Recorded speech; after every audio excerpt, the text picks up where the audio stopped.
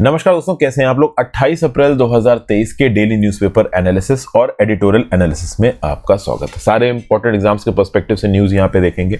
Headlines आज कौन कौन सी हैं, तो 2 पोस्टल यूनियंस को केंद्र की सरकार ने डी रिकॉग्नाइज कर दिया है, ये इल्जाम लगा के फार्म प्रोटेस्ट में उन्होंने सपोर्ट किया, इसको देखेंगे। फिर ओवरऑल दीमा हसाओ इंसर्जेंट ग्रुप ने अपने आर्म्स ले किए हैं आसाम की सरकार और केंद्र की सरकार के साथ पीस पैक्ट साइन किया है। ये नॉर्थ ईस्ट के डेवलपमेंट और पीस के रिस्पेक्ट में अच्छी न्यूज है, इसको देखेंगे। फिर अमित शाह जी ने लॉन्च की है वर्ल्ड की पहली nano DAP developed by IFFCO, ये क्या है इसको देखेंगे। जो बाइडेन और साउथ कोरियन प्रेसिडेंट यून सुक यूई के बीच में एक लैंडमार्क न्यूक्लियर डील साइन हुई है, इसके बारे में बात करेंगे। राजनाथ सिंह और चाइना के डिफेंस मिनिस्टर की मीटिंग हुई और इंडिया ने क्लियर अपने स्टैंड को रखा है कि जब तक बॉर्डर पे शांति नहीं होगी तब तक बाकी रिश्ते डेवलप नहीं कर सकते, तो इतनी न्यूज है। एडिटोरियल में वंदे भारत ट्रेन्स को लेके एक न्यूज है।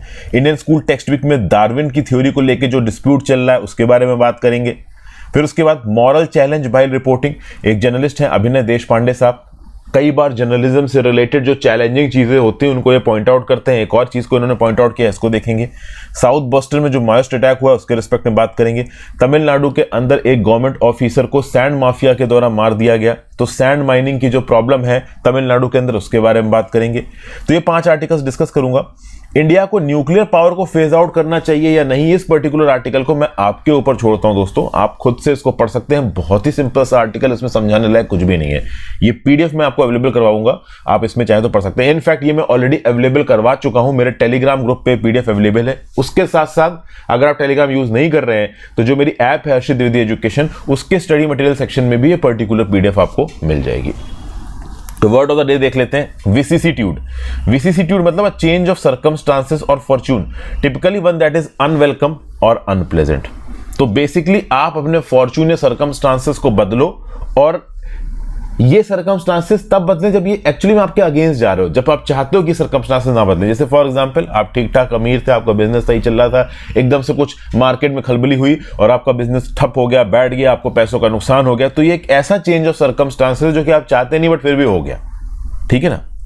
चांस के थ्रू अकर हो सकता है, गलत डिसीजंस के थ्रू अकर हो सकता है, कुछ ओवरऑल ऐसी डिसीजंस के थ्रू अकर हो सकता है जो आपको डिफिकल्टीज कॉस्ट करे, हार्डशिप कॉस्ट करे, ठीक है ना भाई। चलिए पहली news, GS paper 2 security challenges in border area. आगे बढ़ने से पहले दोस्तों मैं अपनी ऐप लॉन्च कर चुका हूं, हर्षित द्विवेदी एजुकेशन। आप ओवरऑल मेरी ऐप को डाउनलोड कर सकते हैं, नीचे डिस्क्रिप्शन बॉक्स में आपको लिंक दिया हुआ है। प्ले स्टोर में सीधे हर्षित द्विवेदी एजुकेशन सर्च मारिए, आपको ऐप मिल जाएगी। अगर आप iOS यूजर हैं, आईफोन यूजर हैं, तो माई इंस्टीट्यूट नाम की एक ऐप है, इसको डाउनलोड कर सकते हैं।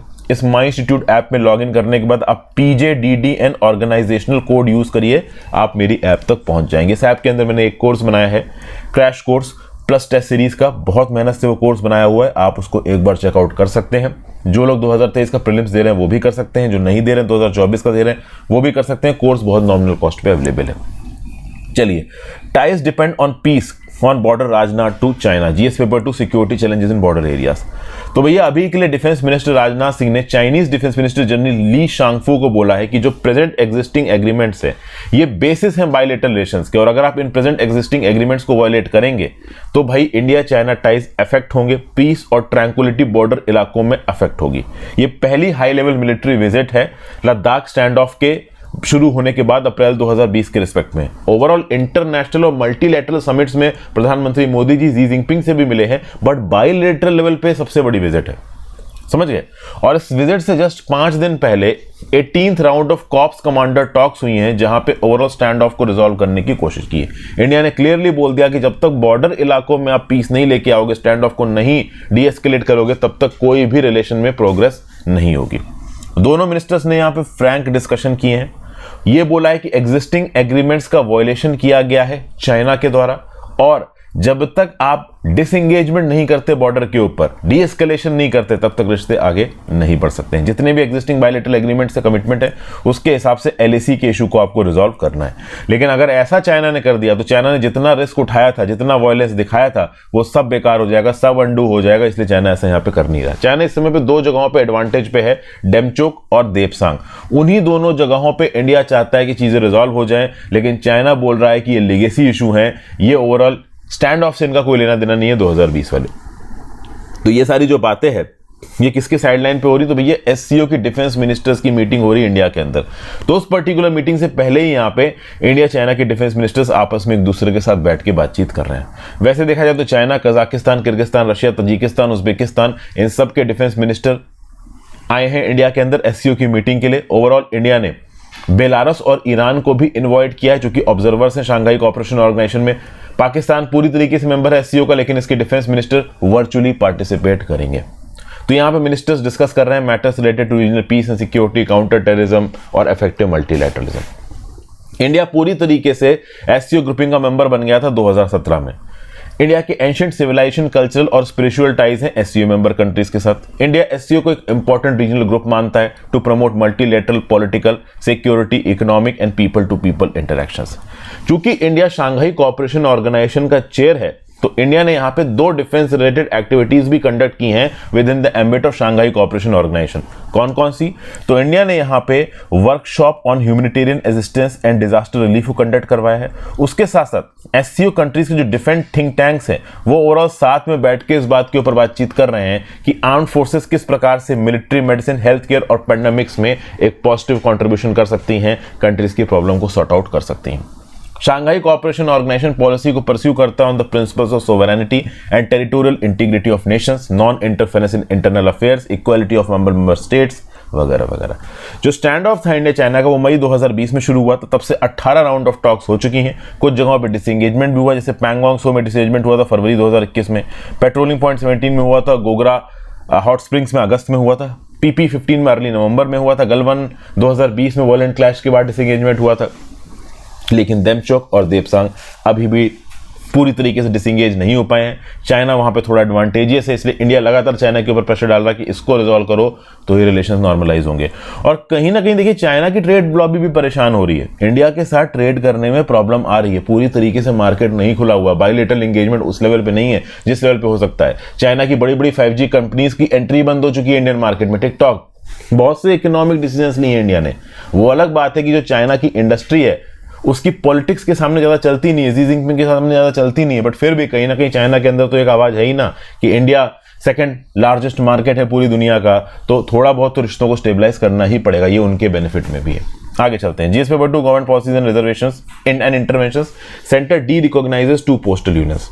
तो भैया केंद्र की सरकार ने डी रिकॉग्नाइज किया है किसको, all India postal employees union को और national federation of postal employees को। क्यों? क्योंकि इन 2 पर्टिकुलर यूनियंस ने कंट्रीब्यूशन दिया था, पैसा दिया था टुवर्ड्स फार्मर्स प्रोटेस्ट। ठीक है, इसके साथ साथ अगर आप देखो तो central for Indian trade union को भी यहां पे डी रिकॉग्नाइज किया है केंद्र की सरकार ने। क्यों? क्योंकि इस पर्टिकुलर ऑर्गेनाइजेशन ने सीपीआईएम के ऑफिस से किताबें खरीदी थी। इन किताबों को फार्मर प्रोटेस्ट के समय पे बांटा गया, जिसकी वजह से ओवरऑल न्यूसेंस ज्यादा बढ़ा। अब हम बात कर लेते हैं पोस्टल एम्प्लॉयज यूनियन की। तो ये जो all India postal employ union है, ये कोलकाता में बना था 1920 में। ये one of the oldest union है इंडिया के अंदर। ओके, और इसके साथ साथ अगर आप एनएफपीई की बात करो, national federation of postal employees union, तो basically national federation of postal employees के अंदर 8 पोस्टल एम्प्लॉय यूनियंस के मेंबर आते हैं। इनफैक्ट अगर आप देखो तो all India postal employees union भी national federation of postal employees के साथ एफिलिएटेड है। तो इस पर्टिकुलर यूनियन के अगेंस्ट डी रिकॉग्निशन किया गया है। ओवरऑल इसको ऑफिशियली रिकॉग्नाइज ही नहीं किया गया है केंद्र की सरकार के द्वारा। ऐसा क्यों है? तो मिनिस्ट्री ऑफ कम्युनिकेशन ने डिसीजन लिया है on the basis of powers given under central civil services recognition of service association rules 1993। Basically Bharatiya postal employ association, जो कि भारतीय मजदूर संघ आरएसएस के साथ एफिलिएटेड है, उसने यहां पे कंप्लेन की है इन पोस्टल यूनियंस की। और उसके बाद एक डी रिकॉग्निशन का ऑर्डर पास किया गया नाहर सिंह मीना जी के द्वारा, जो कि असिस्टेंट डायरेक्टर जनरल हैं डिपार्टमेंट ऑफ पोस्ट के। इनका ये बोलना है कि देखिए क्वेश्चन उठेगा ना कि भाई अगर आप एक एम्प्लॉय पोस्टल एम्प्लॉय यूनियन को अगर आप डी रिकॉग्नाइज कर रहे हो तो बहुत सारे बेनिफिट्स उसको मिलने बंद हो जाएंगे, तो किस बेसिस पे डी रिकॉग्नाइज कर रहे हो? तो भाई अगर आप देखें तो central civil services recognition of service association rules 1993 के अंदर साफ साफ लिखा हुआ है कि गवर्नमेंट एम्प्लॉयज मिलकर अगर कोई यूनियन बनाते हैं और वो यूनियन किसी दूसरी पॉलिटिकल पार्टी को फंडिंग देता है, चाहे वो केंद्र में पॉलिटिकल पार्टी पावर में हो, चाहे किसी राज्य में हो, चाहे पावर में ना हो, ओवरऑल गवर्नमेंट एम्प्लॉयज का यूनियन किसी पॉलिटिकल पार्टी को फंडिंग नहीं दे सकता है। This is illegal. और यहां पे प्रॉपर प्रूफ है कि भैया पैसा दिया गया है यहां पे सीपीआईएम पार्टी को, C2 को, फार्मर सॉलिडेरिटी फंड को 30,000 रुपए दिया गया फार्मर मूवमेंट के लिए, 4,935 रुपए दिया गया सीपीआईएम के लिए, 50,000 रुपए दिया गया C2 के लिए। तो कुल मिला के भले पैसों का क्वांटम कम है, लेकिन ये पैसों का क्वांटम पॉलिटिकल डोनेशन है, और ये CCS RSA रूल 1993 के रूल 5B, रूल 5H और रूल 6C को वायलेट करता है। और चूंकि आप रोज को यहां पे खुलेआम वायलेट कर रहे हो, तो you are not entitled to registration under central civil services recognition of service association rules 1993, इसलिए डी रिकॉग्नाइज कर दिया गया है इन पोस्टल यूनियंस को। देखिए, जब भी कोई एक सर्विस एसोसिएशन बनाया जाता है, और बेसिकली ये सर्विस एसोसिएशन गवर्नमेंट एम्प्लॉयज से मिलकर बनता है, ठीक है। जैसे आप इनकम टैक्स डिपार्टमेंट में काम करते हो तो वहां पे इनकम टैक्स के गवर्नमेंट एम्प्लॉयज का एक यूनियन होगा। सिमिलरली पोस्टल डिपार्टमेंट में पोस्टल डिपार्टमेंट के एम्प्लॉयज का यूनियन होगा। IAS ऑफिसर्स की अलग यूनियन होती है, IPS ऑफिसर्स की अलग यूनियन होती है। तो एज अ गवर्नमेंट सर्वेंट भले आप यूनियन बनाने के लिए एलिजिबल हो, लेकिन उसके बाद आप पॉलिटिकल फंडिंग नहीं कर सकते। बट यहां पे एक माइनर स्केल पे पॉलिटिकल फंडिंग हुई है। जब भी कोई सर्विस एसोसिएशन बनाया जाता है गवर्नमेंट एम्प्लॉयज के द्वारा, तो उसको रिकॉग्निशन देने से पहले केंद्र की सरकार के पास उसके मेमोरेंडम ऑफ एसोसिएशन सबमिट करना पड़ते हैं, संविधान सबमिट करना पड़ता है, बाय लॉ सबमिट करने पड़ते हैं, ऑफिस बेरर्स के नाम, टोटल मेंबरशिप, ये सब चीजें सबमिट करनी पड़ती है। सरकार कुछ और इन्फॉर्मेशन भी इन पर्टिकुलर यूनियन से मांग सकती है। जो सर्विस एसोसिएशन है वो बेसिकली उसके पर्टिकुलर मेंबर्स के कॉमन इंटरेस्ट के लिए होता है। तो पोस्टल यूनियन यहां पे फार्म प्रोटेस्ट में पैसा दे रहा है, ये तो दूर दूर तक कोरिलेटेड नहीं दिख रहा है। बेसिकली ये जो पोस्टल यूनियन था, सर्विस एसोसिएशन था, ये एक डिस्टिंक्ट कैटेगरी है गवर्नमेंट सर्वेंट्स की जिनका कॉमन इंटरेस्ट होता है। तो पोस्टल डिपार्टमेंट में काम करने वाले गवर्नमेंट सर्वेंट अपने ओवरऑल कैरियर बेनिफिट के लिए एक यूनियन बना सकते हैं, सरकार के साथ नेगोशिएट कर सकते हैं। कोई प्रॉब्लम है तो सेंट्रल एडमिनिस्ट्रेटिव ट्राइब्यूनल में प्रॉब्लम लेके जा सकते हैं। बट फार्मर यूनियन में तुम पॉलिटिकल फंडिंग करो, ये भाई अलाउड नहीं है। फिर अगर कोई ऐसा एसोसिएशन बनना है तो जितने भी ओवरऑल उस क्लास में काम करने वाले लोग हैं, जैसे पोस्टल एसोसिएशन बना रहे हैं तो पोस्टल सेक्टर में जितने भी काम करने वाले लोग हैं, ओवरऑल एक यूनियन अगर 35% मेंबर्स की मेंबरशिप को क्लेम करता है या मिनिमम 15% को क्लेम करता है, तो मतलब जो सबसे बड़ी पोस्टल यूनियन होगी ना, उसके पास कम से कम उस पर्टिकुलर सेक्टर के 35% एम्प्लॉयज मेंबर होने चाहिए। और उसके बाद जो छोटी पोस्टल यूनियंस होती है उसमें भी कम से कम टोटल एम्प्लॉयज के 15% मेंबर तो यहां पे होने चाहिए। किसी भी गवर्नमेंट सर्वेंट की मेंबरशिप इन पर्टिकुलर यूनियंस में कुछ कैटेगरी में रद्द भी की जा सकती है। समझ गए बात को? गवर्नमेंट एम्प्लॉयज जो सर्विस में है वही मेंबर हो सकते हैं और ऑफिस बेरर हो सकते हैं सर्विस एसोसिएशन के। और जो सर्विस एसोसिएशन है that shall not be form to represent the interest on the basis of any caste, tribe और रिलीजियस डिनोमिनेशन। तो अगर आप एम्प्लॉय यूनियन हो तो स्ट्रिक्टली एम्प्लॉय की बेनिफिट के रिस्पेक्ट में बात करोगे, फिर वहां पे जातिवाद, धर्म, इन सब चीजों का इन्वॉल्वमेंट नहीं होना चाहिए। ठीक है ना भाई? तो ये सब चीजें ओवरऑल यहाँ पे बताई जा रही हैं। एक इंपॉर्टेंट टॉपिक था, मैंने आपके साथ डिस्कस किया। Next, Dima Hasao insurgent group signs peace pact with Assam centre GS paper 3 challenges to internal security. तो आसाम बेस्ड एक इंसर्जेंट ग्रुप है, Dimasa national army, Dimasa people's supreme council. ये दीमा हसाओ डिस्ट्रिक्ट में ऑपरेट करता है। इसने केंद्र की सरकार के साथ और रिसेंटली आसाम के राज्य की सरकार के साथ एक पीस एग्रीमेंट साइन किया है। और ये पीस एग्रीमेंट साइन किया in the presence of union home minister Amit Shah and Assam chief minister Himanta Biswa Sharma. ठीक है ना? इस पर्टिकुलर एग्रीमेंट के बाद ऐसा क्लेम किया जा रहा है हमारे ऑनरेबल होम मिनिस्टर के द्वारा कि भाई आसाम में पूरी तरीके से इंसर्जेंसी खत्म हो चुकी है। इस समय पे कोई भी आसाम में आर्म्ड ग्रुप एग्जिस्ट नहीं करता है। इस पर्टिकुलर एग्रीमेंट के अंदर दिमासा नेशनल लिबरेशन आर्मी के जो रिप्रेजेंटेटिव्स हैं उन्होंने प्रॉमिस किया कि वो वायलेंस नहीं करेंगे, आर्म्स और एम्यूनिशन को सरेंडर कर देंगे, अपने आर्म्ड ऑर्गेनाइजेशन को डिसबैंड कर देंगे। जितने भी ओवरऑल कैंप्स थे जो कि DNLA कैडर्स द्वारा चलाए जा रहे थे उनको बंद किया जाएगा, वो मेन स्ट्रीम को ज्वाइन कर लेंगे। 168 आर्म्ड कैडर्स ऑफ DNLA ने अपने वेपन्स को यहाँ पे सरेंडर किया, मेन स्ट्रीम को ज्वाइन किया। अगर आप दिमासा वेलफेयर काउंसिल की बात करो तो इसको सेटअप किया जाएगा गवर्नमेंट ऑफ असम के द्वारा to protect, preserve and promote a social, cultural and linguistic identity, to maintain and meet political, economic and educational aspirations. यहाँ पे स्पीडी और फोकस डेवलपमेंट किया जाएगा दिमासा पीपल का। समझ गए? जो ऑटोनॉमस काउंसिल के जुरिडिक्शन से बाहर रह रहे हैं उन दिमासा लोगों को भी यहाँ पे याद रखा जाएगा। ये जो मेमोरेंडम ऑफ अंडरस्टैंडिंग यहाँ पे है ये बेसिकली एक कमीशन को बनाने की बात कर रहा है। पैराग्राफ 14 जो है 6th schedule of the constitution of India का, वहां पे ये बोला जा रहा है कि जो नॉर्थ चचार हिल्स ऑटोनॉमस काउंसिल है, जहां पे दिमासा लोग पाए जाते हैं, तो बेसिकली वो जगह है जहां पे थोड़े और दिमासा लोग रहते हैं। जैसे कि जितना इलाका नॉर्थ चचार हिल्स ऑटोनॉमस काउंसिल में आता है, उसके बाहर के कुछ और विलेजेस है जो उसके अंदर नहीं आते, बट वहां पे बड़ी तादाद में दिमासा लोग रहते हैं, तो उन इलाकों को भी नॉर्थ चचार हिल्स ऑटोनॉमस काउंसिल में जोड़ा जाएगा। तो उन इलाके में रहने वाले लोगों के पास भी कुछ एक्स्ट्रा ताकतें आ जाएंगी। अब आप बोलोगे सर 6th शेड्यूल के अंदर ये ऑटोनॉमस काउंसिल में ताकतें क्या होती है? तो बहुत सी ताकतें होती हैं, मैंने आपको पॉलिटी में पढ़ाया भी है दोस्तों। इस 6th शेड्यूल के अंदर tribal areas in Assam, Meghalaya, Tripura, Mizoram AMTM को एडमिनिस्ट्रेशन मिल जाता है ट्राइबल इलाकों का। तो ट्राइबल पॉपुलेशन जो रहती है इन राज्यों में, उनके राइट्स को ये सेफगार्ड कर सकते हैं। ये स्पेशल प्रोविजंस बनाए गए article 244 clause 2 and article 275 clause 1 of the constitution के अंदर। तो बेसिकली यहां पर रहने वाली ट्राइबल पॉपुलेशन को अधिकार होगा ऑटोनॉमस डिस्ट्रिक्ट काउंसिल को बनाने का। ऑटोनॉमस डिस्ट्रिक्ट काउंसिल वो बॉडीज हैं जो कि एक डिस्ट्रिक्ट को रिप्रेजेंट करती हैं, ठीक है ना। ओवरऑल अगर यहां पे देखो तो स्टेट लेजिस्लेचर को ऑटोनॉमी दी जाती है अलग अलग प्रकार की, लेकिन इन ऑटोनॉमस डिस्ट्रिक्ट काउंसिल को भी ऑटोनॉमी दी जा रही है। अगर राज्य की सरकार या पार्लियामेंट कोई नियम कानून पास करती है तो इन ऑटोनॉमस डिस्ट्रिक्ट काउंसिल में वो नियम कानून या तो लागू नहीं होंगे, और अगर होंगे भी तो कुछ सेफगार्ड्स और मॉडिफिकेशंस के साथ लागू होंगे। ये जो डिस्ट्रिक्ट काउंसिल्स हैं और रीजनल काउंसिल्स हैं, इनके पास इतना अधिकार है कि छोटे मोटे केसेस में एडजुडिकेशन, लीगल एडजुडिकेशन भी कर सकते हैं, मतलब इनके पास जुडिशियल पावर्स भी हैं। हालांकि इनकी judicial powers are subject to the jurisdiction of the concerned high court. तो कल की डेट में कुछ उल्टा सीधा करते हैं तो हाई कोर्ट उनको रोक सकती है, बट ओवरऑल अगर कोई ऐसा क्राइम है जहां पे ओवरऑल जेल की सजा 5 साल से कम की है, तो इन डिस्ट्रिक्ट काउंसिल और रीजनल काउंसिल्स के पास जुडिशियल ताकतें भी हैं। लेकिन वो जो जुडिशियल कोड इन्होंने सेटअप किया है ना, वो ओवरऑल इंडियन कॉन्स्टिट्यूशन की एथोस से मैच होना चाहिए। आप कुछ भी कस्टम्स और ट्राइब्स मतलब कह लो प्रैक्टिसेस के नाम पे नहीं कर सकते। फिर इन ऑटोनॉमस डिस्ट्रिक्ट काउंसिल के पास ताकत है, टैक्सेस फीस लगा सकते हैं, बिल्डिंग पे टोल्स लगा सकते हैं, लैंड एनिमल्स व्हीकल्स बोट्स पे टोल लगा सकते हैं, किसी पर्टिकुलर इलाके में गुड्स की एंट्री पे जैसे रोड्स, फेरीज, ब्रिज, इन सब में गुड्स की एंट्री के ऊपर टैक्स लगा सकते हैं। ये जो एक्ट है पार्लियामेंट के और स्टेट लेजिस्लेचर के, they do not apply to autonomous districts in autonomous regions, और जहां पे अप्लाई होते हैं तो स्पेसिफाइड मॉडिफिकेशंस और एक्सेप्शंस के साथ अप्लाई होते हैं। ठीक है भाई, ये सब बातें ओवरऑल यहां पे बताई जा रही हैं। ओके, DNLA के रिस्पेक्ट में बात की जाए, DNLA आप समझ गए ना दोस्तों, दिमासा नेशनल लिबरेशन आर्मी। तो ओवरऑल इनके कैडर्स को रिहेबिलिटेट करने के लिए पैसा यहां पे एलोकेट किया जाएगा। एक स्पेशल डेवलपमेंट पैकेज 500 करोड़ रुपए का यहां पे लॉन्च किया जाएगा।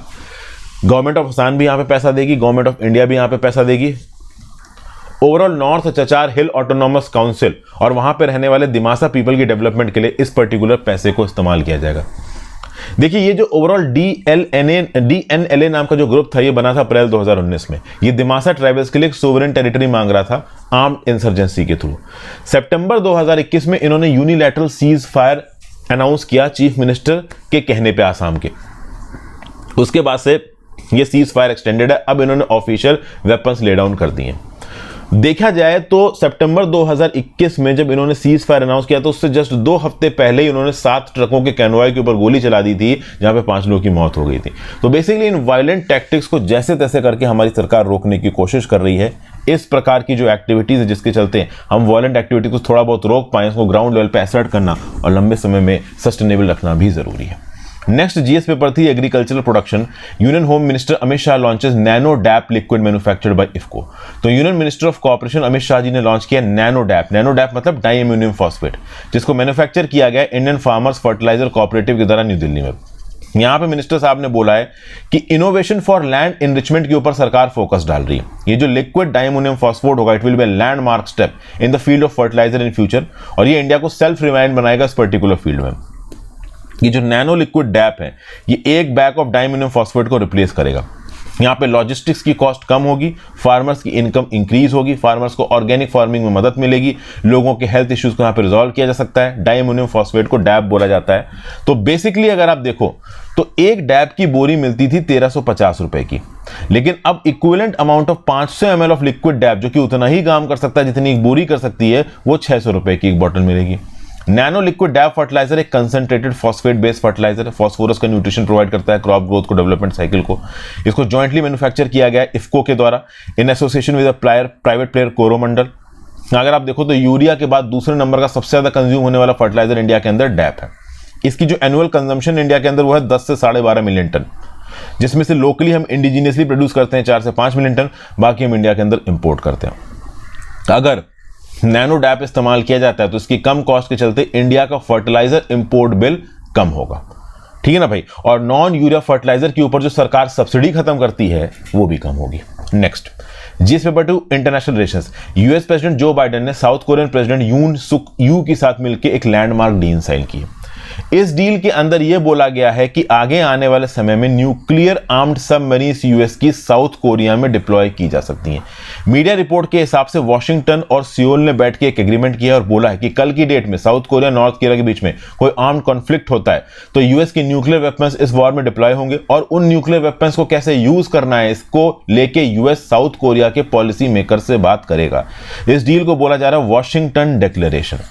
नॉर्थ कोरियन अटैक को डिटर करने के लिए पर्टिकुलर डील यहां पे करी जा रही है। देखिए, वैसे तो यूएस ने ऑलरेडी एक ट्रीटी साइन कर रखी है डिफेंस की साउथ कोरिया के साथ, जिसमें पहले यूएस ने बोल रखा है कि अगर ओवरऑल साउथ कोरिया के ऊपर खतरा आता है, नॉर्थ कोरिया उसको अटैक करता है, न्यूक्लियर वेपन से धमकाता है, तो यूएस साउथ कोरिया की मदद के लिए आएगा। लेकिन साउथ कोरिया के अंदर बहुत से पॉलिटिशियंस हैं जो ऐसा बोलते हैं कि हो सकता है यूएस मदद के लिए ना आए, कल की डेट में यूएस मना कर दिया तो हम क्या करेंगे, हम तो अकेले पड़ जाएंगे।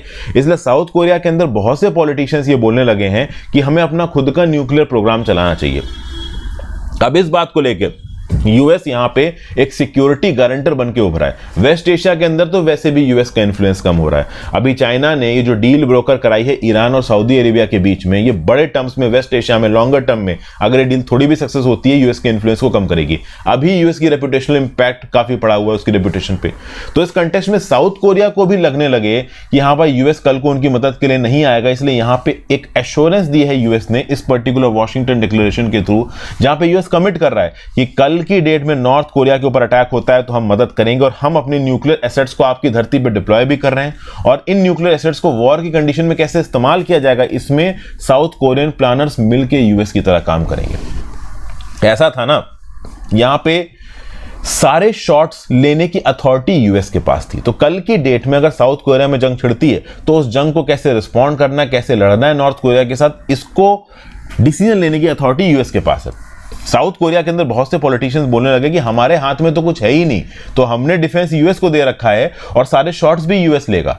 तो ओवरऑल साउथ कोरिया के अंदर यूएस को लेके आप कह लो शक का दायरा बढ़ रहा था, और बहुत सारे साउथ कोरियन पॉलिटिशियंस बोल रहे थे कि यूएस से साइड हटो, खुद डेवलप करते हैं। तो यूएस बोल रहा है कि नहीं भाई, आप चिंता मत करिए, हम आपके साथ खड़े हैं। वॉशिंगटन डिक्लेरेशन साइन किया है, बोला है कि न्यूक्लियर कंसल्टेटिव ग्रुप बनाया जाएगा, तो न्यूक्लियर टेक्नोलॉजी को और वेपन्स को वॉर की कंडीशन में कैसे इस्तेमाल करना है इसकी प्रॉपर प्लानिंग की जाएगी, और इस प्लानिंग में केवल यूएस ऑफिशियल नहीं, साउथ कोरिया के ऑफिशियल्स भी होंगे। तो ऐसा नहीं है कि साउथ कोरिया को उस पूरी प्लानिंग से अलग रखा जाएगा। बेसिकली यहां पे यूएस साउथ कोरिया को कन्विंस कर रहा है कि आप सच में चिंता मत करिए, अगर आपके ऊपर कुछ होता है हम मदद के लिए आएंगे।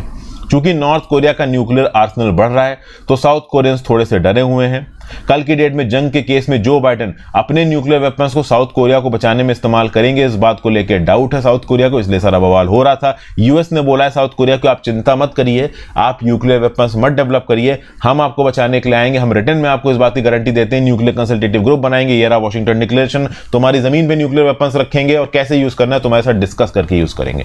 तो एक एश्योरेंस ही दी है यहाँ पे यूएस ने किसको, साउथ कोरिया को। ठीक है भाई, अब आ जाते हैं अपने एडिटोरियल एनालिसिस पे। आई होप आपने ऐप को दोस्तों एक बार चेकआउट कर लिया हो और वीडियो को लाइक किया हो, ऐप का लिंक नीचे दिया हुआ है। चलिए, not by Vande Bharat alone, K Balasekari साहब ने आर्टिकल लिखा है, इंडियन रेलवे सर्विस में मैकेनिकल इंजीनियर्स में काम करते हैं, मेंबर स्टाफ रह चुके रेलवे बोर्ड के। यहाँ पे क्या कह रहे हैं देखिए, परफॉर्मेंस ऑफ इंडियन रेलवेज को सुधारना बहुत ज्यादा जरूरी है। इंडियन रेलवेज प्राइम ट्रांसपोर्टर है, हमारे देश का लार्जेस्ट पब्लिक सेक्टर अंडरटेकिंग है। तो इस पर्टिकुलर अंडरटेकिंग को कुछ वेल पब्लिसाइज सर्विस के रिस्पेक्ट में ही एसेस करना और बाकी रिस्पेक्ट में एसेस ना करना ये गलत है। ये बेसिकली वंदे भारत की बात की जा रही है। आज की डेट में अगर आप देखो तो वंदे भारत ट्रेन को हर 6 महीने पे देश के किसी ना किसी हिस्से में लॉन्च किया जा रहा है, और इंडियन रेलवेज की पूरी मार्केटिंग ही वंदे भारत के बेसिस पे की जा रही है। जबकि ऑथर यहां पे बोल रहा है कि सिर्फ वंदे भारत ही नहीं, रेलवेज के अंदर और भी बहुत से फैसेट्स हैं। अगर आप देखो तो अभी से 4 साल पहले ट्रेन 18 नाम का एक कंसेप्ट आया था, और जिस लोगों ने ट्रेन 18 नाम के कंसेप्ट को इनिशिएट किया था ना, उनके अगेंस्ट विजिलेंस इन्वेस्टिगेशन जारी है। ट्रेन 18 प्रोजेक्ट को कंसीव किया गया था, प्लान किया गया था और एग्जीक्यूट किया गया था a team of inspired, talented और कमिटेड रेलवे प्रोफेशनल्स के द्वारा।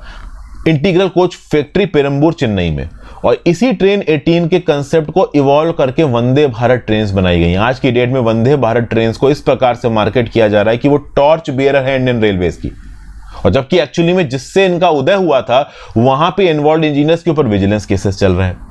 फिर आगे ये क्या बात कर रहे हैं, ये अच्छा हुआ है कि रेलवे के बजट को आपने जनरल बजट से अलग किया 2017 के बाद। अब जनरल एक्सचेकर के रिस्पेक्ट में रेलवेज को काफी पैसा यहां पे अलॉट कर जाता है। जैसे 2016-17 में इंडियन रेलवेज का जो एनुअल प्लान आउटले था वो था 1,09,935 करोड़, 109,935 करोड़, और पिछले रेलवे बजट में ये अमाउंट हो गया 2,60,000 करोड़ 2023-24 में। 137% का इंक्रीमेंट है। तो ये जो एडिशनल बजटरी आउटले है ये रेलवे इंफ्रास्ट्रक्चर को बनाने में काम आएगा और अपने आप में एक वेलकम डेवलपमेंट है। तो रेलवेज की कैपेसिटी बिल्डिंग बढ़ेगी, एक अच्छा आउटपुट यहां पे रेलवे से एक्सपेक्ट किया जा सकता है। रेलेवेंट मैट्रिक्स के आधार पर इंडियन रेलवेज की जो परफॉर्मेंस है उसको यहां पे एसेस किया जाएगा वगैरह वगैरह। कुछ और इलाके जैसे कि नेशनल रेल प्लान 2030 ये एनविसेज करता है कि जो फ्रेट ट्रैफिक है, फ्रेट ट्रैफिक मतलब ओवरऑल सामान को एक जगह से दूसरी जगह लेके जाना, इसमें जो रेलवे का शेयर है उसको 27% से बढ़ा के 45% तक पहुंचाया जाएगा 2050 तक। और जो फ्रेट की ट्रेन से जो माल गाड़ियां होती हैं उनकी जो एवरेज स्पीड है उसको 50 किलोमीटर प्रति घंटे तक किया जाएगा, अभी वो 25 किलोमीटर प्रति घंटे पे है। और जो रेलवे के टैरिफ फ्रेट्स हैं, जिस रेट पे आप फ्रेट को एक जगह से दूसरी जगह ट्रांसपोर्ट करते हो उसको 30% तक कम किया जाएगा। तो ये यहां पे टारगेट्स हैं। अब देखिए फ्रेट मार्केट को आपको तोड़ के देखना पड़ेगा। जो 300 किलोमीटर से कम का फ्रेट ट्रांसफर होता है, मतलब एक जगह से दूसरी जगह आप फ्रेट भेज रहे हो, जो डिस्टेंस है वो 3 किलोमीटर से ज्यादा का है, तो 300 किलोमीटर से ज्यादा वाले फ्रेट ट्रांसपोर्ट में अगर आप देखो तो 2008-9 में 51.5% पार्टिसिपेट करती थी ट्रेन, 2018-19 में नंबर 32.4% पे आ चुका है। वहीं पे वो फ्रेट जो कि 300 किलोमीटर से कम का है उसमें अगर आप देखो तो 2008-9 के कंपैरिजन में 2018-19 में जो फ्रेट का ट्रैफिक है वो 55% बढ़ा है। और सबसे खास बात यह है कि ज्यादातर बढ़ने की वजह कोल है। ओके, मतलब जो 55% इंक्रीमेंट हुआ है इस शॉर्ट लीड ट्रैफिक में वो केवल एक कमोडिटी कोल की वजह से हुआ है। तो बेसिकली 300 किलोमीटर से ऊपर वाली जो फ्रेट कैटेगरी है उसमें ओवरऑल रेलवेज का जो शेयर है वो कम हो रहा है, और 300 किलोमीटर तक की जो फ्रेट कैपेबिलिटी है या फिर कह लो फ्रेट का ट्रांसफर है उसमें ओवरऑल रेलवेज का जो कंट्रीब्यूशन है वो बढ़ रहा है। और बढ़ने की एक खास वजह आपकी यहां पे कोल है। अब ये बात की हमने फ्रेट की। पैसेंजर साइड के रिस्पेक्ट में बात की जाए तो पैसेंजर साइड के रिस्पेक्ट में इंडियन रेलवेज एक चीज में मिस करती है, वो है पंक्चुअलिटी। पंक्चुअलिटी पे यहां पे ध्यान देना बहुत ज्यादा जरूरी है। हमें पंक्चुअलिटी को, टाइमिंग को, डिसिप्लिन को मेजर करने के लिए इंटरनेशनल स्टैंडर्ड्स को अडॉप्ट करना चाहिए। जैसे कि Japanese railways high speed train की पंक्चुअलिटी को सेकेंड्स में रखती है। जितने टाइम पे वो ट्रेन चलनी है कुछ सेकेंड्स में चल जाएगी, और ओवरऑल जितने समय पे पहुंचनी है तब तक वो वहां पे पहुंच जाएगी। समझ गए? इंडिया के अंदर जो रेलवे पंक्चुअलिटी के फिगर्स पब्लिश होते हैं वो 90% से ज्यादा है, बट ये फिगर्स पूरी तरीके से प्रॉपर नहीं है, क्योंकि इंडिया के अंदर रेलवे पंक्चुअलिटी का जो फिगर है वो इस बात से काउंट किया जाता है कि हमारी ट्रेन अपने डेस्टिनेशन पे कब पहुंची। इंटरवीनिंग स्टेशंस जो आए वहां पे कितने समय पे पहुंची, कितना लेट पहुंची, कितनी जल्दी पहुंची, इसको नहीं काउंट किया जा रहा है, लेकिन डेस्टिनेशन पे कब पहुंची इसको पहले काउंट किया जा रहा है। ये वही बात हो गई कि मान लो ट्रेन चली दिल्ली से और गई कन्याकुमारी तक, बीच में कुछ स्टॉप्स हैं, तो उन स्टॉप्स पे ट्रेन गलत समय पे पहुंच रही है, इरैटिक टाइम पे पहुंच रही है, फाइनल स्टॉप पे थोड़ा टाइम पे पहुंची, कवर कर लिया बीच में, तो हम सिर्फ फाइनल स्टॉप की पंक्चुअलिटी को चेक करते हैं, इंटरवीनिंग स्टॉप की पंक्चुअलिटी को चेक नहीं करते हैं। जरूरी है कि इंटरवीनिंग स्टॉप्स की पंक्चुअलिटी भी चेक किया जाए। देखा जाए तो इंडिया के अंदर एक डेकेड पहले एक एक्सरसाइज कंडक्ट की थी जहां पे सारे पैसेंजर ट्रेन जो कि इंडियन रेलवे नेटवर्क में मूव करती हैं रियल टाइम बेसिस पे इनकी पंक्चुअलिटी को चेक किया गया और पाया गया कि पंक्चुअलिटी 60% से ज्यादा है।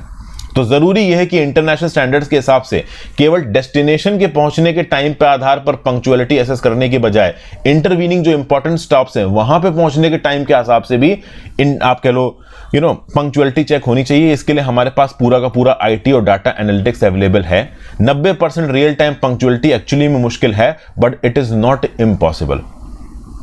फिर उसके साथ साथ रेलवेज में और भी बहुत से इश्यूज हैं, financial performance, physical performance, safety, organisational, human resource issues, project execution, customer relation, effect of the dedicated freight corridor on the Indian railway systems capacity वगैरह वगैरह। इन सारे इलाकों में भी कोर्स करेक्शन और अमेंडमेंट्स और चेंजेस की जरूरत है। ठीक है ना। Performance on the railways in parliament के रिस्पेक्ट में जो भी इकोनॉमिक सर्वे ने बोला है, जो भी फाइनेंस मिनिस्ट्री ने बोला है जनरल बजट में, उसको भी यहाँ पे पब्लिसाइज करना जरूरी है, उसके हिसाब से यहाँ पे अमेंडमेंट करना जरूरी है। समय समय पे एक इंटरनल परफॉर्मेंस ऑडिट यहाँ पे कंडक्ट करवाना जरूरी है।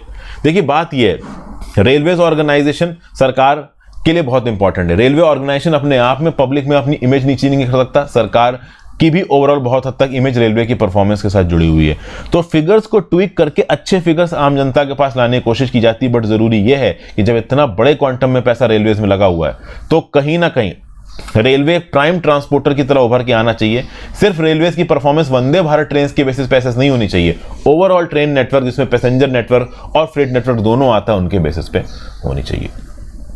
फिर अगली news, Darwinist must stay in Indian text book. क्या बोला जा रहा है यहाँ पे, 2018 में union minister for human resource development Satyapal Singh साहब ने बोला कि डार्विन की theory of evolution scientifically wrong है और इसको इंडियन स्कूल और कॉलेजेस से हटाना चाहिए। फिर अगले साल वाइस चांसलर मतलब 2019 में vice chancellor of Andhra university Nageswara Rao Golapalli ने बोला 106 साइंस कांग्रेस में कि जो थ्योरी ऑफ दशावतार है वो डार्विन की थ्योरी से बेटर है। अब डार्विन की थ्योरी को लेके अक्सर कर यहाँ पे जो बड़े बड़े मिनिस्टर्स हैं वो क्लेम देते हैं और उसके लिए उनको वहां पे क्रिटिसाइज भी बहुत किया जाता है।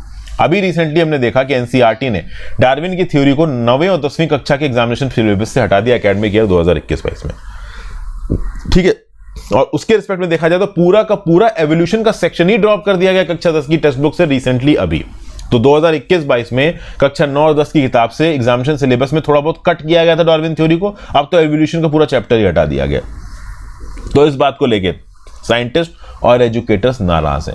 उनका यह बोलना है कि भैया डार्विन की थ्योरी ओरिजिन ऑफ ह्यूमंस के बारे में भी तो बताती है, साथ साथ ये भी बताती है कि ओवरऑल जो ट्रेडिशनल और कंजर्वेटिव तबके हैं हमारे देश के, वो क्या बोलते हैं कि एक इंटेलिजेंट डिजाइनर रहा है जिसने ओवरऑल ह्यूमंस को यहां पे बनाया है और उनको इस पर्टिकुलर प्लेस में बिठाया है जिसपे वो आज है।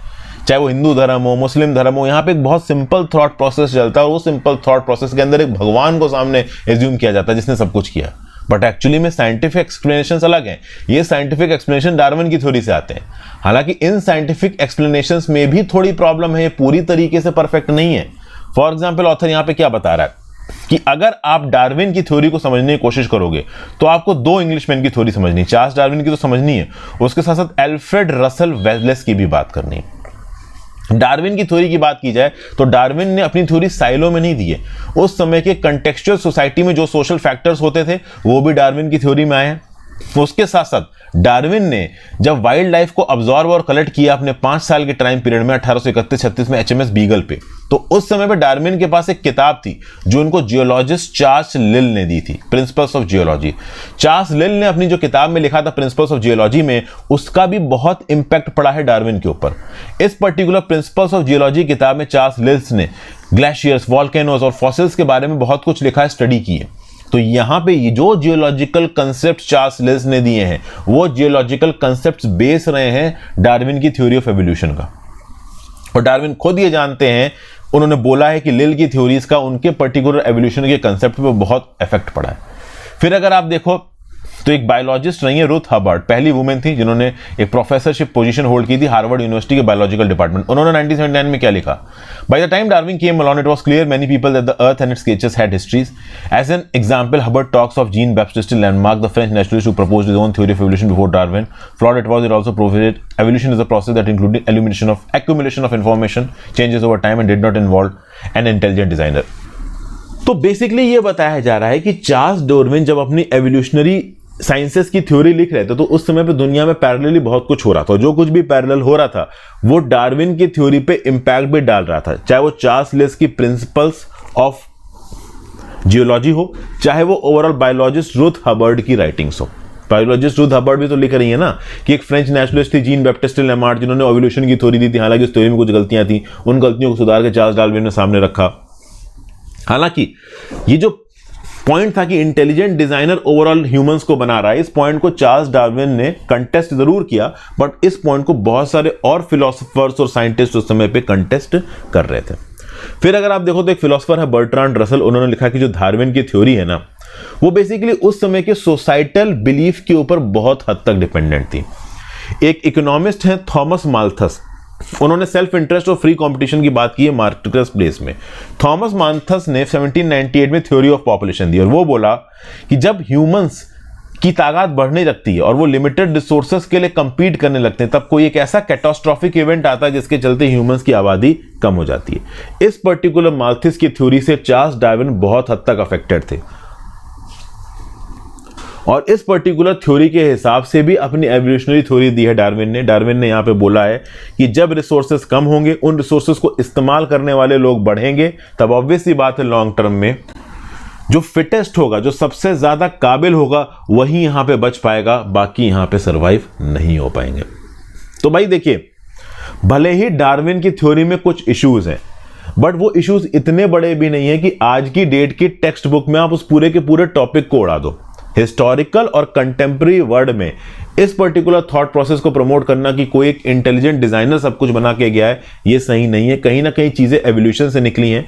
तो अगर चार्ल्स डार्विन की थ्योरी में आपको कुछ गलती नजर आती है तो आप इन गलती को इंटेलिजिबली पॉइंट करिए, ताकि बच्चे चार्ल्स डार्विन की थ्योरी भी पढ़ें और वो जो उसका क्रिटिक्स है उसको भी पढ़ें और उसके हिसाब पे अपनी खुद की एक रैशनल साइंटिफिक थॉट प्रोसेस बनाएं बच्चे। ये सब बातें यहाँ पे बताई जा रही हैं। फिर next, can you help us the moral challenge while reporting.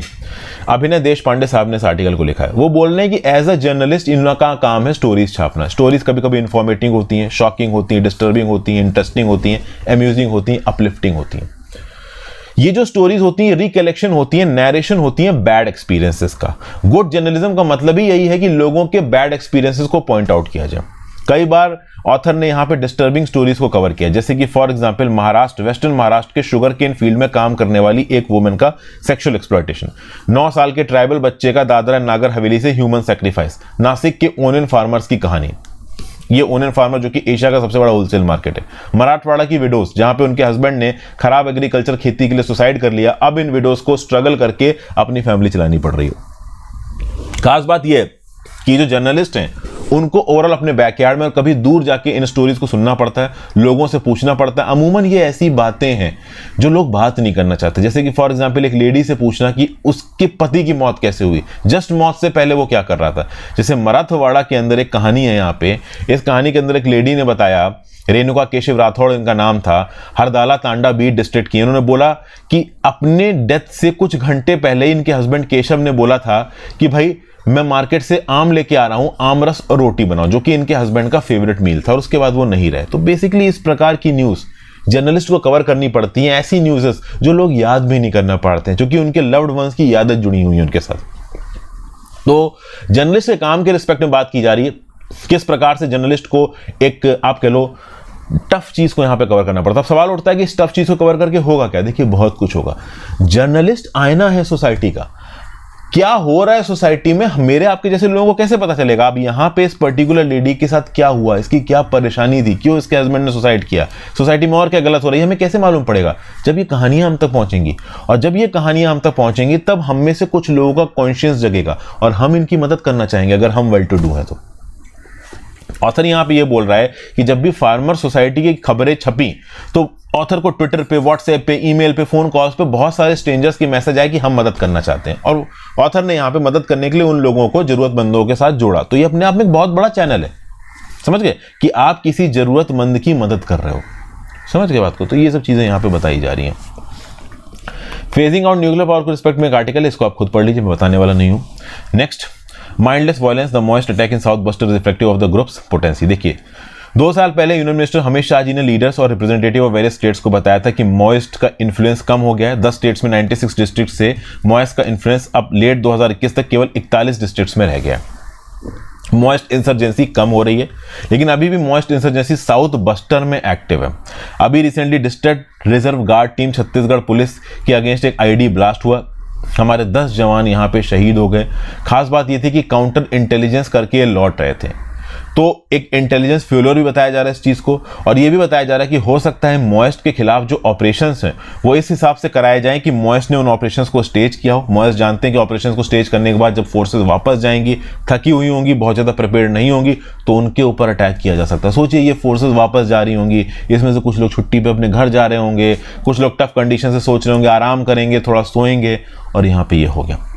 Monsoon section से पहले, सीजन से पहले भी इस प्रकार के अटैक्स होते हैं, क्योंकि मानसून सीजन के समय पे पानी बरसने होता है, जंगल में पानी बहुत ज्यादा बहने लगता है, तो उस समय पे काउंटर इंसर्जेंसी वाली जो एक्टिविटीज है भारत सरकार की एजेंसीज की वो कम हो जाती हैं।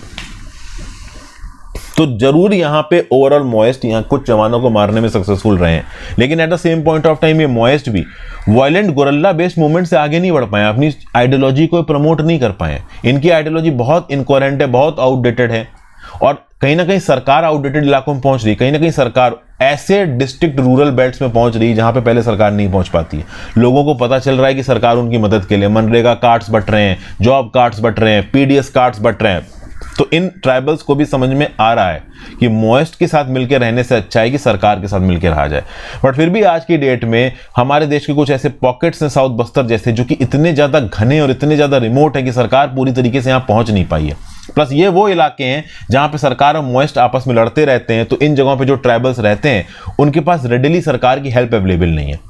तो इस प्रकार का जब कोई ऑपरेशन हो जहां पे एक आईडी एक्सप्लोजन में हमारे जवान को मारा गया हो, तो रेट्रीब्यूशन में जिस जगह पे भी मॉइस्ट के अगेंस्ट एक्शन किया जाएगा वहां के सिविलियंस को नुकसान ना पहुंचे, वहां के ट्राइबल्स, लोकल ट्राइबल्स को नुकसान ना पहुंचे, क्योंकि फिर इसी एलिनेशन का इस्तेमाल करके ये मॉइस्ट रिक्रूटिंग करते हैं सरकार के अगेंस्ट। एक्चुअली इस न्यूज में एक और पॉइंट बात जा रहा है कि जो यहाँ पे जवान मरे हैं डिस्ट्रिक्ट रिजर्व गार्ड पुलिस की, उसमें कुछ वो लोग थे जो कि पहले खुद मॉइस्ट थे और उन्होंने सरकार मेन स्ट्रीम को ज्वाइन कर लिया। Next, killer mafia. एक न्यूज निकल के आई, एक विलेज एडमिनिस्ट्रेटिव ऑफिसर है थोथुकोडी डिस्ट्रिक्ट तमिलनाडु के, जिनका नाम था लॉर्डू फ्रांसिस। इनको यहाँ पे मार दिया गया सैंड माफिया के द्वारा। इलीगल क्वायरिंग की होने वाली एक्टिविटीज को ये थ्वार्ट करने की कोशिश कर रहे थे, समय समय पे पुलिस को, अपने सुपीरियर्स को ये माफिया ऑपरेशन के बारे में बता रहे थे, और जो सैंड माइनिंग माफिया है उनसे काफी चढ़ गया, इसलिए इनको यहाँ पे मार दिया गया। 5 साल पहले बगल के तिरुनेलवेली डिस्ट्रिक्ट में 33 साल के पुलिस कांस्टेबल को भी सैंड माफिया के द्वारा मारा गया था, क्योंकि ये पुलिस कॉन्फ्लिक्ट अरेस्ट करने वाला था कुछ कल्प्रिट्स को जो कि नामबियार में सैंड माइनिंग कर रहे थे। तो भैया तमिलनाडु के अंदर सैंड माइनर्स द्वारा पुलिस और गवर्नमेंट सर्विसेज के ऊपर अटैक हो रहा है। 25 साल पहले district collector of Tiruvallur Jayashree Raghunandan, almost इनकी जान चली गई थी, क्योंकि वो इलीगल क्वायरिंग के ऊपर एक रेड डाल रही थी। जो लॉरी का ड्राइवर था उसको अरेस्ट किया गया, क्योंकि उसने ओवरऑल इस डिस्ट्रिक्ट कलेक्टर को मारने की कोशिश की। फिर आप दिसंबर 2004 की बात करो तो डेप्यूटी तहसीलदार नेर चिंगलपट्टू, इनको यहां पे मार दिया गया। तो समय समय पर मद्रास हाई कोर्ट और southern bench of the national green tribunal ये इलीगल सैंड क्वायरिंग और माइनिंग के रिस्पेक्ट में बात करते हैं, और जब ग्राउंड लेवल पे ऑफिशियल्स इसको रोकने की कोशिश करते हैं तो इस प्रकार के वायलेंट अटैक होने लगते हैं जहां पे गवर्नमेंट सर्विसेज की जान तक चली जाती है। इनफैक्ट अक्टूबर 2013 में हाई कोर्ट ने कांचीपुरम डिस्ट्रिक्ट के एडमिनिस्ट्रेशन, जो कि चेन्नई के पास था, इलीगल क्वायरिंग के ऊपर उसके ऊपर सवाल उठाए। राज्य की सरकार ने बाद में कलेक्टर को सस्पेंड कर दिया। अब कलेक्टर को सस्पेंड करके क्या होगा, राज्य की सरकार क्या कर रही है? तो पिछले 5 से 6 सालों में राज्य की सरकार ने कुछ मेजर्स लॉन्च किए, जैसे ऑनलाइन सिस्टम चलाया गया बुकिंग ऑफ सैंड का, पेमेंट का, ठीक है ना भाई। एक एम सैंड करके आप कह लो पॉलिसी डॉक्यूमेंट रिलीज किया गया है, जिसमें मैन्युफैक्चर्ड सैंड की बात की जा रही है, मतलब रिवर सैंड की बजाय मैन्युफैक्चर्ड सैंड अवेलेबल करवाने की कोशिश करो ताकि रिवर सैंड की माइनिंग बंद हो जाए, इलीगल सैंड क्वेयरिंग बंद हो जाए। लेकिन ये जो राज्य की सरकार के स्टेप्स, इन्होंने ग्राउंड लेवल पे चीजें ज्यादा बदली नहीं है, क्योंकि जब एक गवर्नमेंट एम्प्लॉय की मौत होती है तो सरकार के ऊपर प्रेशर आता है। तो प्रेशर को कम करने के लिए स्टालिन साहब ने 1 करोड़ सोलैशियम कंपनसेशन देने की बात की है। इस पर्टिकुलर विलेज एडमिनिस्ट्रेटिव ऑफिसर की फैमिली में किसी पर्टिकुलर मेंबर को नौकरी देने की बात की, तो थोड़ा जरूर राहत मिल जाएगी। लेकिन देखिए, जब एक फैमिली मेंबर जाता है ना, तो कोई अमाउंट ऑफ पैसा और कोई अमाउंट ऑफ नौकरी उसको कंपनसेट नहीं कर सकती, क्योंकि फैमिली मेंबर्स के साथ, हमारे साथ के जान मान के लोगों के साथ हमारा दिमाग जुड़ा है, हमारा दिल जुड़ा हो, तो पैसा उसको कंपनसेट नहीं कर सकता। But at the same point of time Tamil Nadu के अंदर इलीगल की प्रॉब्लम को देखते हुए रिसर्च बढ़ानी चाहिए, एम सैंड मैन्युफैक्चर सैंड का प्रोडक्शन बढ़ाना चाहिए, ताकि ओवरऑल सैंड माइनिंग को सस्टेनेबल बेसिस पर रोका जा सके। क्योंकि सैंड माइनिंग को सपोर्ट करने वाले कुछ बहुत इन्फ्लुएंशियल पॉलिटिशियंस भी हैं जो कि अपने पैसे के फ्लो को कॉम्प्रोमाइज नहीं करना चाहते। तो आई होप आपको इस लेक्चर में मजा आया हो दोस्तों। डिटेल में मैंने लेक्चर समझाने की कोशिश की है। अपने व्यू पॉइंट नीचे कमेंट बॉक्स में देखे जाइएगा, इंस्टाग्राम पे फॉलो कर लीजिएगा, टेलीग्राम ग्रुप ज्वाइन कर लीजिएगा। इस पर्टिकुलर लेक्चर की पीडीएफ आपको क्लास प्लस के ऐप पे भी मिल जाएगी, मतलब जो मेरा ऐप है हर्षित द्विवेदी एजुकेशन, मैंने क्लास प्लस के साथ उसमें लिया है, तो वहां पे आपको स्टडी मटेरियल में भी ये आप कह लो पीडीएफ मिल जाएगी, और टेलीग्राम ग्रुप में तो पीडीएफ मैंने सुबह ही डाल दी। So thank you for watching friends. Video को लाइक और शेयर कर दीजिएगा। जो मेरा कोर्स है क्रैश कोर्स, उसको भी एक बार चेकआउट कर सकते हैं ऐप में। Have a great day.